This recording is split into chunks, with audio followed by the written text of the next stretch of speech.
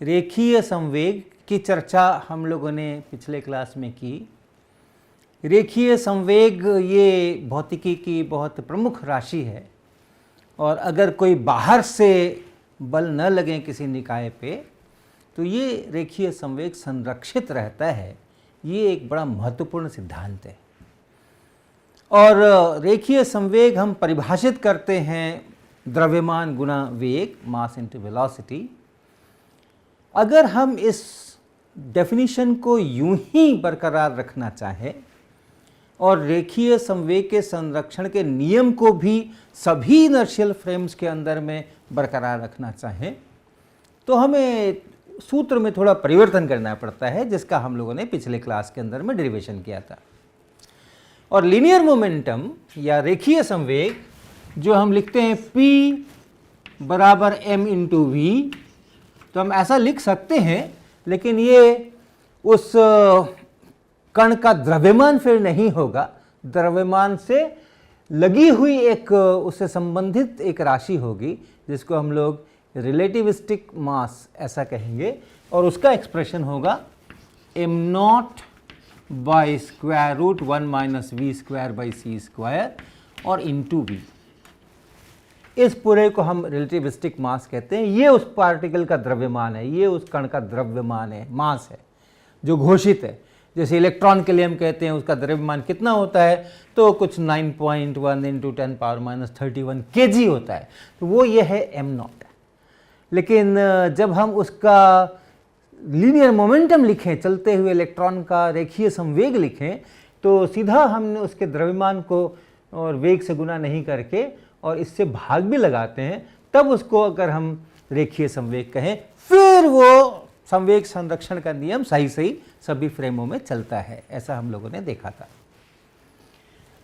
आज हम चर्चा करेंगे गतिज ऊर्जा की।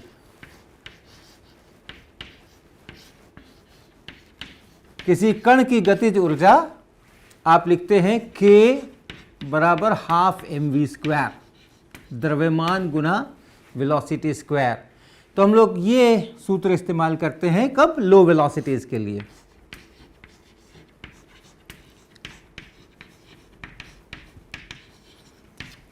जो हम सामान्यतः कणों को देखते हैं उनके लिए हम इस सूत्र का इस्तेमाल करते हैं। कैसे लाते हैं ये सूत्र? हाफ mv स्क्वायर क्यों कहते हैं?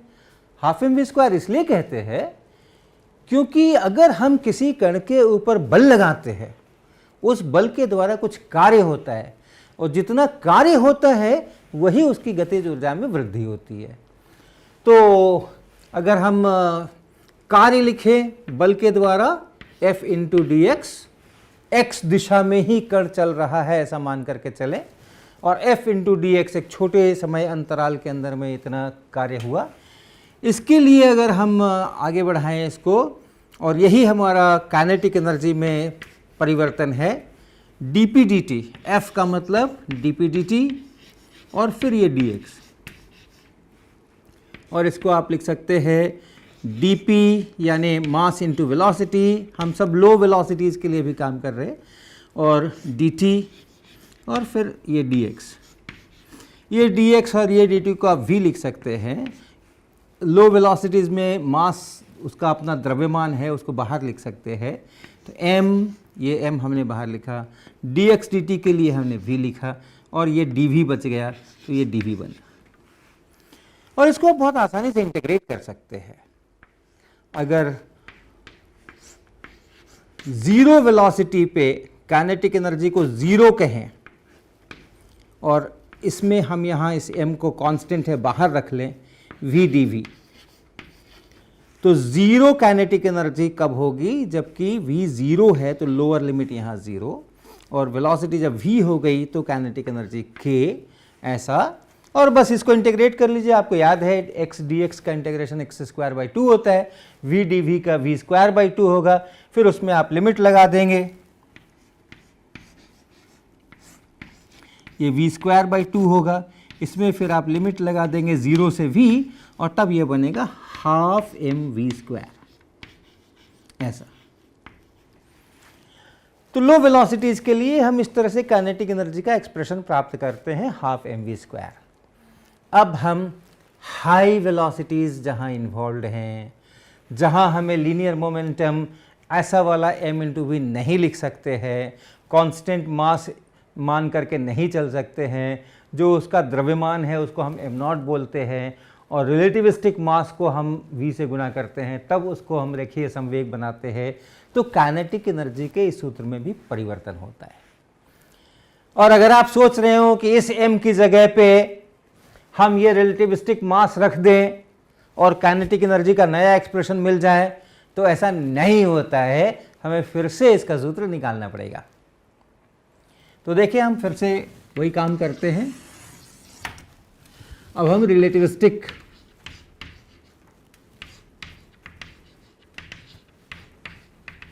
स्पीड्स की बात कर रहे हैं।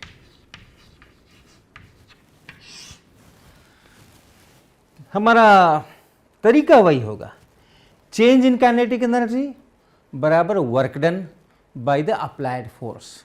तो हम एक कण लेंगे, एक्स एक्सिस के ऊपर चल रहा है मानेंगे, और थोड़ी देर में जहाँ वो dx दूरी चलता है, बाहरी बल अगर F है तो dk काइनेटिक एनर्जी में चेंज बराबर F dx, वो बिल्कुल सही। F की जगह पे dp dt, ये भी बिल्कुल सही। dx, लेकिन इस p की जगह अब हमें लिखना पड़ेगा ddt, p की जगह हमें लिखना पड़ेगा ये इतना m0 v by square root 1 minus v square by c square, और उसके बाद dx। ये dx और ये dt मिलकर के आप v लिख सकते हैं फिर से v। ये m0 ये कांस्टेंट है, इसको बाहर ले सकते हैं, तो आप यहाँ इसको m0 को यहाँ बाहर लिख सकते हैं, और v ये वाला dx dt ये v। अब इसका पूरे का d करना है, अर्थात किसका d करना है हमें, v बटा square root 1 minus v square by c square, इसका हमें d करना है, यानी इसको डिफरेंशिएट करना है। तो कैसा करेंगे हम, इसके दो हिस्से सोच लीजिए, एक v और दूसरा 1 by square root 1 minus v square by c square.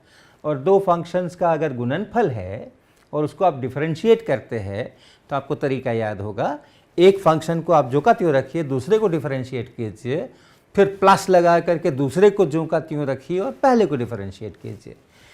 तो अर्थात ये है m0 v, और उसके बाद अब हम इसको वो काम कर रहे हैं। देखिए पहले हमने इस v को कांस्टेंट रखा और डिफरेंशिएट किया किसको, 1 by square root 1 minus v square by c square को। उसके बाद हमने इस 1 by square root 1 minus v square by c square, इसको ज्यों का त्यों रखा और डिफरेंशिएट किया v को dv। तो ऐसा हम इस पूरे में d है, नीचे का dt उधर चला गया है, तो अब ये v में आएगा सारा, तो इसलिए ये dv, इस v को जब डिफरेंशिएट करेंगे तो dv, डिफरेंशियल लिख रहे हैं हम।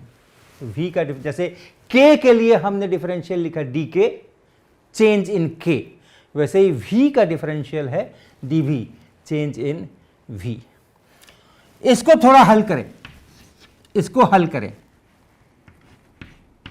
डिफरेंशिएट करते हैं जैसे एग्जैक्टली उसी तरह से। ये v यहाँ पर है, ये 1 minus v square by c square पे पावर -½ है। ये 1 by square root 1 minus v square by c square, यानी इसका पावर -½ इसको अगर डिफरेंशिएट करेंगे तो पहले इस पावर वाले को डिफरेंशिएट करना है, तो -½ बाहर और फिर 1 घटा करके, ध्यान है आपको, जब हम x to the power n को डिफरेंशिएट करते हैं x की अपेक्षा तो nx n-1 लिखते हैं। उसी प्रकार से -½ तो हम लिख रहे हैं अब -½ और जैसे x पे पावर तो यहाँ 1 minus v square by c square पे पावर, कितना पावर n-1, तो -½ -1, यानी -3/2। ये डिफरेंशिएशन हुआ इसकी अपेक्षा 1 माइनस v²/c² की अपेक्षा। जैसे ये x की अपेक्षा है वैसे ही ये इतने की अपेक्षा डिफरेंशिएशन हो गया। अब इसको इसके डिफरेंशियल से और गुना करना पड़ेगा। तो 1 का 0, माइनस का माइनस, और 1/c² कांस्टेंट है बाहर होगा, और v² को जब करेंगे तो क्या बनेगा 2v और dv। तो यानी -2v dv बटा c²। ठीक है, जब हम फंक्शन का फंक्शन हो गया ये, तो पहले इसकी अपेक्षा डिफरेंशिएट किया इस सूत्र का इस्तेमाल करके, तो ये बना इतना, और उसके बाद फिर हमने इसका इस्तेमाल किया, इसको डिफरेंशिएट करना है v की अपेक्षा, तो इसका 0 हुआ, वो 2v बना बाई c², तो 2v/c², और फिर v का डिफरेंशियल dv, ऐसा बना ये v इंटू ये इतना।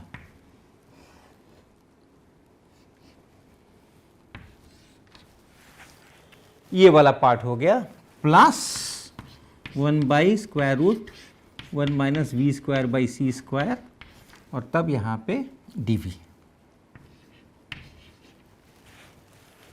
और m0v सबके बाहर है, ये m0v सबके बाहर है।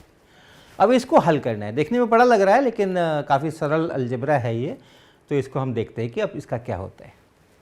तो इसको लिखें बराबर m0v, और ये इस माइनस और इस माइनस को आप गुना कर देंगे, प्लस हो जाएगा।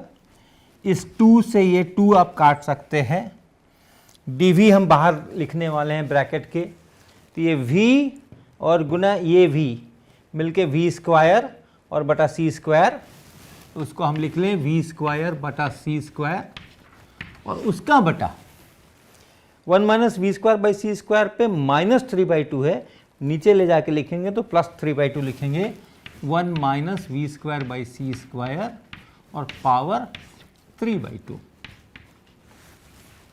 और फिर यहाँ पे प्लस 1/1 माइनस v²/c², इसका वर्गमूल, इसका स्क्वायर रूट, पावर हाफ, ऐसा, और ये dv। अब इसका लघुत्तम लेकर के इसको थोड़ा हल कर लें, बराबर m0v, और नीचे यहाँ पर बनाए 1 माइनस v²/c² पर पावर 3/2। यहाँ तो v²/c² सीधा, और यहाँ देखें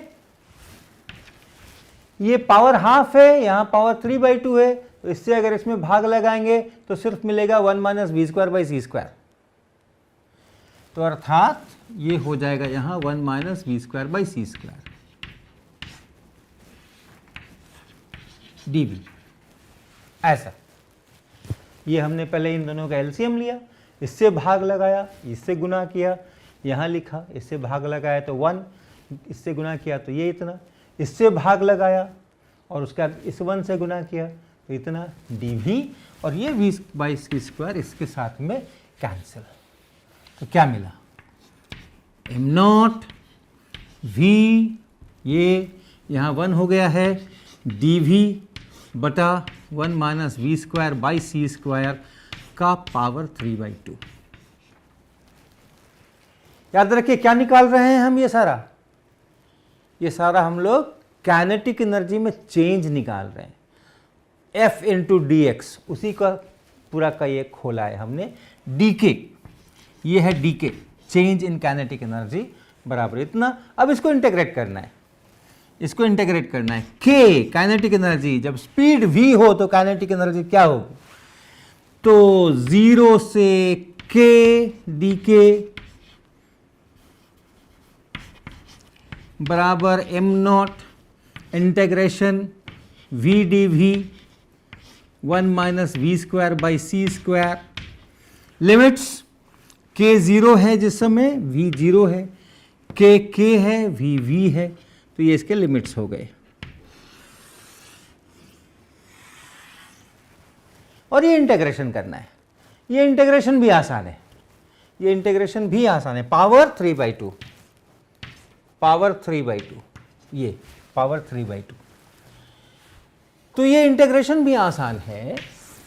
आप इस 1 minus v square by c square की जगह एक नया फंक्शन लिख लें डब्ल्यू स्क्वायर,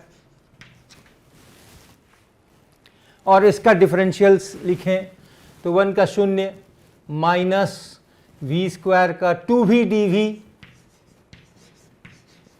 और बटा ये सी स्क्वायर, ये बराबर, इसको डिफरेंशियल लिखेंगे तो 2w dw, ऐसा। इस 2 से आप इस 2 को कैंसिल कर लीजिए, तो v dv बराबर ये माइनस और सी स्क्वायर ऊपर माइनस सी स्क्वायर w dw, और यहां रख दीजिए और लिमिट्स भी देख लीजिए। जिस समय ये v बराबर 0 होता है, v बराबर जब 0 होता है, एट v इक्वल टू 0, तो w का क्या होता है? v बराबर जब 0 होगा तो आप यहाँ v बराबर 0 लिख दें और क्या मिलेगा? 1 बराबर w का स्क्वायर, अर्थात w बराबर 1। तो w बराबर 1, ये इसके w के लिमिट्स है। अब इसको आए, यहाँ पर आए, k बराबर, काइनेटिक एनर्जी k बराबर m0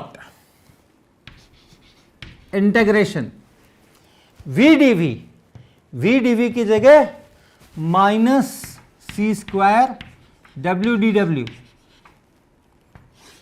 ये v dv लिख दिया।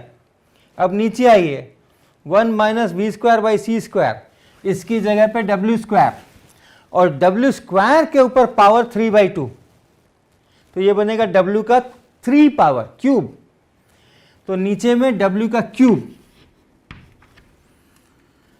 अर्थात सी स्क्वायर को बाहर कर लें, m0 सी स्क्वायर इंटीग्रेशन dw ऊपर और -1/w स्क्वायर, ऐसा। और w के क्या लिमिट्स होंगे? v के लिमिट है 0 से v तक, और जब v 0 होता है तो w 1 होता है, अर्थात यहां पर 1 और यहां पर w।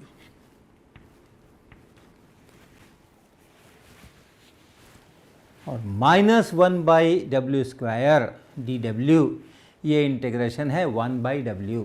तो आपको याद होगा, अगर आप 1/x को डिफरेंशिएट कर दें तो ये होता है -1/x स्क्वायर।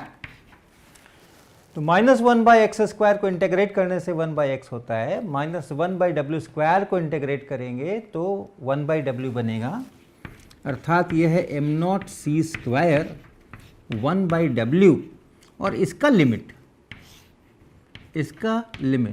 1 यहाँ और w यहाँ, अर्थात m0 सी स्क्वायर ऊपर का लिमिट रखिए 1/w और माइनस नीचे का लिमिट लिखिए w बराबर 1, तो 1,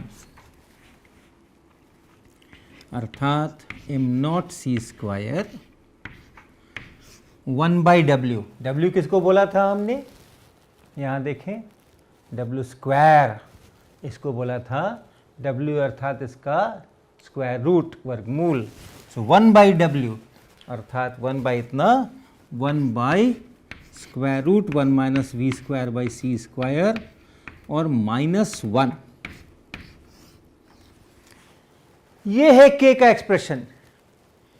काइनेटिक एनर्जी, एक कण अगर v स्पीड से चल रहा हो तो उसकी गतिज ऊर्जा कितनी?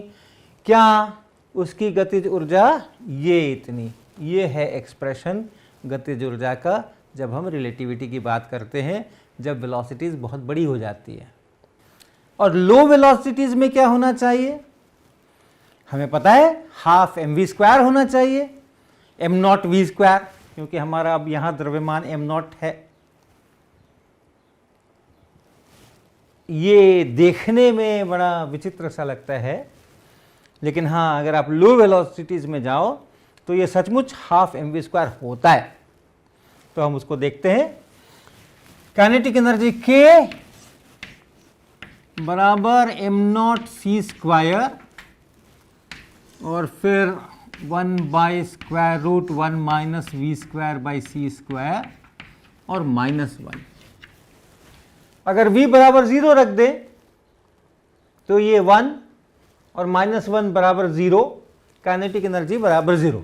वो तो ठीक है, वहीं से तो हमने शुरुआत ही की थी। लो वेलोसिटीज के लिए भी सही है, हाई वेलोसिटीज के लिए भी सही है। हाफ एम वी स्क्वायर हम कैसे प्राप्त करेंगे? v को 0 तो नहीं लेना है, उससे थोड़ा अधिक लेना है, small, much smaller than c, लेकिन 0 लेंगे तो भी रिजल्ट सही है, but half m v square तक हम पहुंच नहीं पाएंगे। v much less than c, इसके लिए अगर लिखते हैं तो अब इसको, इस एक्सप्रेशन को देखिए, 1 by square root 1 minus v square by c square, इसको देखिए, और -1 इसको भी देख लीजिए। ये इसको लिख सकते हैं आप 1 minus v square by c square और पावर -½ ये स्क्वायर रूट का मतलब पावर हाफ, और नीचे है और हम न्यूमरेटर में लिख रहे हैं तो ये पावर -½ और -1। और याद होगा आपको, हमने पहले के किसी क्लास में चर्चा की थी, इसको आप अगर v बहुत छोटा हो c से तो इसको आप, ये जो पावर है यहाँ पे, इसको आप यहाँ ला के गुना कर सकते हैं 1 प्लस एक्स पे power n, this is 1 plus nx almost, अगर x 1 से बहुत छोटा हो तो यहाँ पर वही चीज़ है, तो इस -½ से आप यहाँ गुना कर दें तो 1 माइनस ये -½ यहाँ और फिर v square by c square और -1। अब क्या बना? इस 1 से और इस -1 को आप काट सकते हैं और ये माइनस और ये माइनस मिलकर के प्लस हो जाते हैं, और फिर हमारे पास में बचता है 1/2 v square by c square. इसका मान इतना है लो वेलोसिटीज के लिए। और k को लिखें अब एम नॉट सी स्क्वायर और गुना ये पूरा, और ये पूरा का मतलब ये पूरा half v square by c square, और आप देख रहे हैं ये हो गया half m nought into v square, जो हमें नॉन रिलेटिविस्टिक स्पीड्स के लिए जो हमारा एक्सप्रेशन था वो एक्सप्रेशन हमें प्राप्त हो गया। ऐसा काइनेटिक एनर्जी का एक्सप्रेशन रिलेटिविस्टिक स्पीड्स के लिए लिखा जाता है। गतिज ऊर्जा के इस एक्सप्रेशन को फिर से देखें।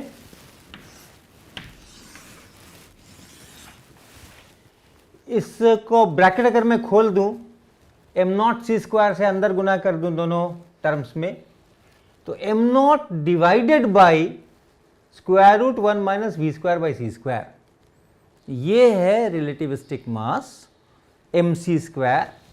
तो इसको आप लिख सकते हैं,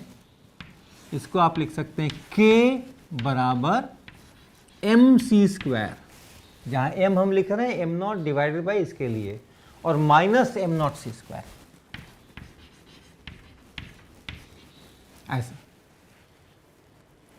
तो कैसा लग रहा है? एम नॉट सी स्क्वायर को हर बार हमें घटाना पड़ रहा है, कहां से? एम सी स्क्वायर से। और एम सी स्क्वायर को अगर आप देखते हैं, एम ये है एम नॉट डिवाइडेड बाई इतना, जब v बराबर 0 होता है तो ये खुद एम नॉट सी स्क्वायर होता है, और उसके बाद फिर और बढ़ता जाता है और बढ़ता जाता है और बढ़ता जाता है। तो इसको आप ऐसे लिखें, ये एम सी स्क्वायर बराबर k plus m nought c square. जो गतिज ऊर्जा है उसमें यह जोड़ा जा रहा है एम नॉट सी स्क्वायर, जो उस कण के लिए हमेशा स्थिर है, उसका अपना एक द्रव्यमान है, रेस्ट मास है, और उसके अनुसार एम नॉट सी स्क्वायर है। ये फिक्स्ड क्वांटिटी है उस कण के लिए, कण के चलने से उसको कोई संबंध नहीं है। चलने के कारण से जो अतिरिक्त ऊर्जा है वो ये है, और उनको जोड़ करके ये कुछ मिल रहा है, तो इसको कहते हैं कुल ऊर्जा। इसको कहते हैं कुल ऊर्जा। ये तो अपनी गतिज ऊर्जा है ही,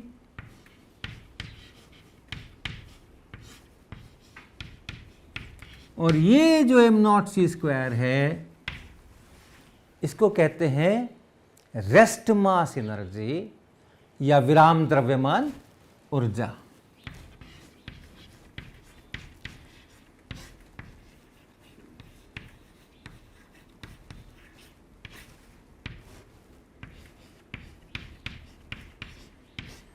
rest mass energy.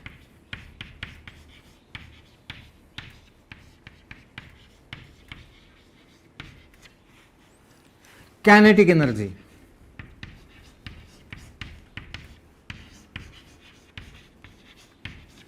Total energy,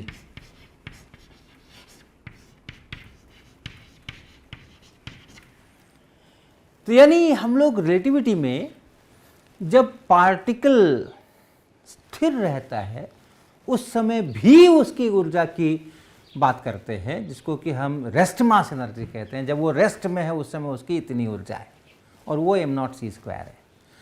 गति के कारण से उसमें अतिरिक्त ऊर्जा और जाती है, तब वो कुल मिलाकर टोटल ऊर्जा, कुल ऊर्जा, इसकी भी हम लोग कल्पना करते हैं।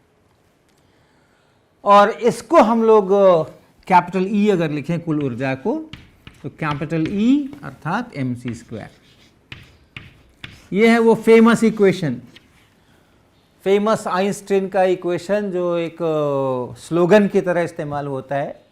बहुत बार आपने देखा होगा लोग टी शर्ट्स वगैरह पर या पोस्टर्स में या साइंस की जो किताबें होती हैं उसके फ्रंट पेज के ऊपर जो उसका कवर पेज बनाते हैं उस पर ऐसे सब कुछ लिखा रहता है। तो ये है इसका मतलब, ये टोटल एनर्जी है E, और m जो है वो रिलेटिविस्टिक मास है, relativistic mass m0 divided by √1 - v²/c², और तब ये E बराबर mc² है। तो इस ढंग से इसको सोचेंगे, kinetic energy plus rest mass energy is total energy, and total energy is relativistic mass into c²।